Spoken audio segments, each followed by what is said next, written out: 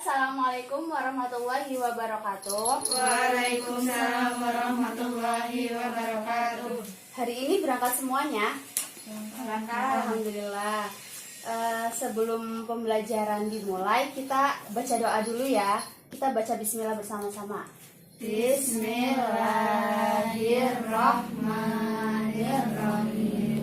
Oke, sekarang buku fikihnya dibuka. Terlebih dahulu ya.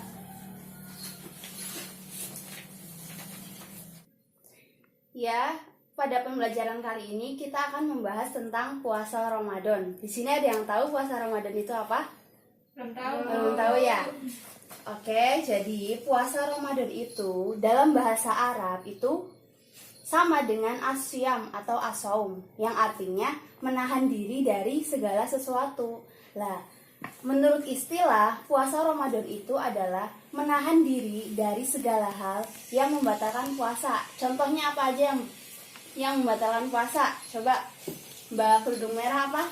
Makan. Iya, makan. Terus yang pink minum. Yang biru apa selain makan dan minum? Muntah ya. Muntah disengaja itu dapat membatalkan puasa. Ya, jadi menurut istilah puasa itu adalah menahan diri dari segala hal yang membatalkan puasa, dari terbit fajar sampai terbenamnya matahari, dengan disertai dengan niat. Jadi orang yang berpuasa itu harus niat terlebih dahulu. Oke, yang kedua itu ada syarat-syarat puasa. Syarat-syarat puasa itu ada dua.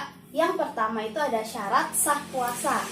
Syarat sah puasa adalah syarat yang apabila tidak dikerjakan maka puasanya tidak sah. Iya, syarat sah puasa itu ada 4. Yang pertama beragama Islam. Yang kedua mumayyiz. Mumayyiz itu dapat membedakan antara baik dan buruk. Misalkan anak-anak di sini sudah dapat membedakan misalkan perbuatan baik kayak misalkan menolong, membantu itu perbuatan baik, sedangkan perbuatan buruknya seperti mencuri, mencontek itu sudah bisa dikatakan sah dalam berpuasa. Lalu yang selanjutnya itu ada suci dari hadas dan nifas bagi perempuan. Jadi bagi seorang perempuan itu ketika ingin berpuasa itu harus suci dari haid atau nifas, dari haid dan nifas. Yang selanjutnya itu pada waktu yang diperbolehkan puasa. Jadi untuk hari-hari yang tidak diperbolehkan puasa seperti hari tasyrik, hari raya Idul Fitri itu tidak sah dalam puasa Ramadan. Lalu yang kedua itu syarat wajib. Syarat wajibnya itu ada 3. Yang pertama itu berakal. Jadi ketika orang mau berpuasa itu akalnya harus sehat. Orang gila itu tidak boleh berpuasa karena tidak diwajibkan untuk berpuasa. Karena apa? Karena orang gila itu akalnya kurang sehat. Yang kedua itu balik. Kalau misalkan perempuan itu baliknya biasanya ditandainya dengan apa? Dengan haid ya. Kalau anak laki-laki biasanya ditandai dengan sunat, itu sudah bisa berpuasa. Lalu yang ketiga itu kuat untuk berpuasa. Jadi orang tua, orang yang lagi sakit itu tidak diwajibkan untuk berpuasa. Sampai sini ada yang ditanyakan, anak-anak? Tidak, sudah jelas ya? Nanti ibu terangin dulu, nyatetnya nanti sekalian aja. Ya. Yang selanjutnya kita akan membahas tentang rukun puasa. Rukun puasa di sini ada 2. Yang pertama niat di malam hari. Di sini sudah pada hafalkan niatnya berpuasa? Sudah. Yuk bareng-bareng dibaca niat berpuasa ya. Bismillahirrahmanirrahim. Nawaitu shauma ghadin an adai fardi syahri ramadana hadhihi sanati fardhu lillahi ta'ala. Ya, jadi Rukun puasa yang pertama itu niat di malam hari. Lalu yang kedua, menahan diri dari segala sesuatu yang membatalkan puasa dari terbit fajar sampai terbenamnya matahari. Ya, jadi sama dengan pengertiannya berpuasa. Jadi rukun puasa ada dua, niat di malam hari dan menahan diri dari segala hal yang membatalkan puasa. Ingat-ingat ya, itu dua rukun puasa. Lalu yang selanjutnya kita akan membahas tentang sunnahnya berpuasa. Jadi ada banyak ya sunnah-sunnahnya berpuasa. Yang pertama itu mengakhirkan makan sahur. Jadi ketika kita makan sahur itu kita sudah dapat sunnahnya berpuasa. Tetapi lebih diutamakan, lebih mendapatkan sunnahnya lebih itu ketika kita makan sahur waktunya itu di akhir. Misalkan yang biasanya sahur jam 2 atau jam 3 itu dapat sunnahnya berpuasa, yaitu makan sahur. Tetapi ketika kita makan sahur lebih di akhir lagi, misalnya kayak 3:30 atau jam berapa yang mendekati imsak itu lebih dapat banyak sunnah berpuasanya gitu ya. Lalu yang kedua itu menyegerakan berbuka. Ini biasanya kalau yang cowok-cowok itu kan mau azan. Lah, sebelum azan itu apabila mereka itu berbuka terlebih dahulu, meskipun hanya minum air putih atau memakan kurma, minum teh atau minum apapun itu yang sekiranya itu ringan tetapi dapat membatalkan puasa, itu akan mendapatkan sunahnya berpuasa. Jadi sebelum adzan itu mereka yang bertugas untuk adzan itu disunahkan untuk berbuka terlebih dahulu agar apa? Agar dapat sunahnya berpuasa. Lalu yang ketiga itu membaca doa sebelum berbuka puasa. Yuk dibaca lagi doanya. Bismillahirrahmanirrahim. Allahumma laka sumtu wa bika amantu wa ala rizkika aftartu bi rahmatika ya arhamar rahimin. Ya, hafal semua ya. Ini doa berbuka puasa.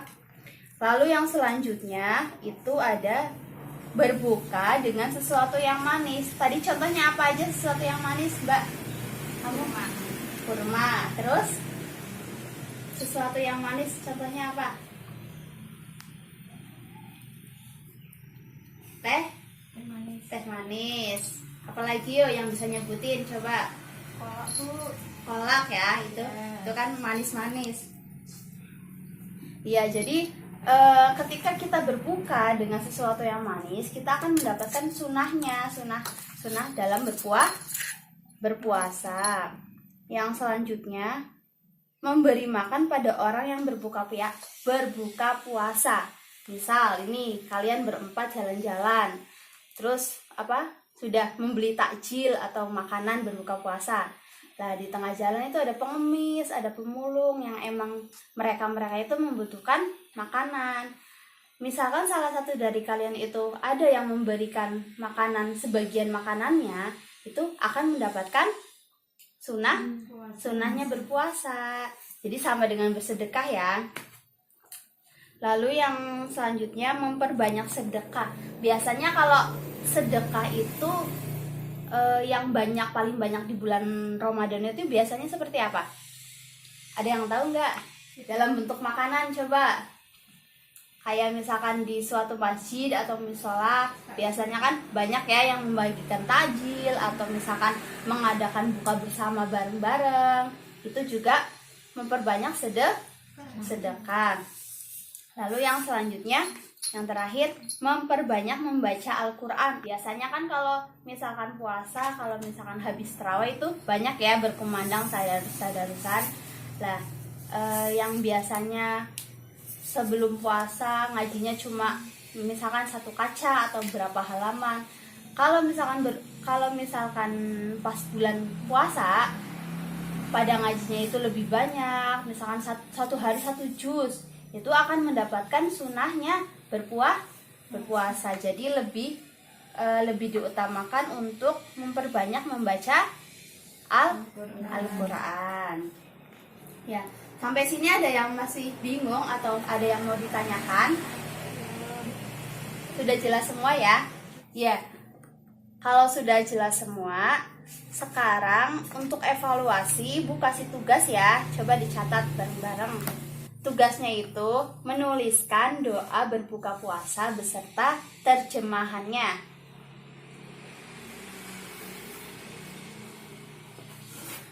Sudah dicatat?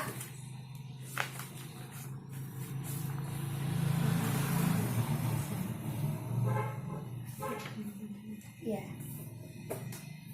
Jelas ya tugasnya ya. Nanti minggu depan dikumpulin di meja. Terus Ibu pesan buat kalian semua, jangan lupa tetap belajar. Karena apa? Karena minggu depan pasti Ibu tanyakan lagi materi hari ini ya. Ya, untuk materi kali ini Ibu cukupkan. Ibu mohon maaf apabila ada kesalahan dalam menjelaskan materi. Sebelum diakhiri, kita baca wal asri dulu ya. Bismillahirrahmanirrahim.